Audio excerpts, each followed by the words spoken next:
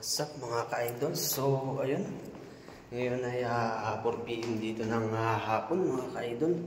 So, ayun. Napasok na naman tayo sa trabaho. Ganun lang kasi yung routine natin dito sa bansang Saudi. Yun kasi yung time hours ng trabaho mga ka-idol. 8 o'clock ng umaga hanggang 12 o'clock ng tanghali mga ka-idol. Tapos kakain, magpapahinga. At babalik ng 4 PM ng hapon at matatapos ay mamayang alas 10 ng gabi mga ka-idol. So yun yung pasok time hours ng work namin dito.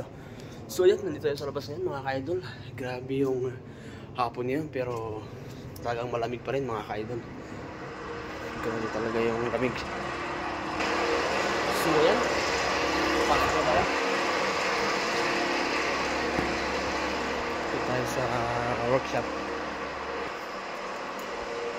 So, ayan. Sa workshop na tayo mga ka-idol. Ayun o. Kasama natin si isang kabayan. Oh. Ngayon ay maglilinis muna kami dito kasi bago magsimula, kailangan malinis. So, ayan. Hanggang dyan lang muna yung video mga ka-idol.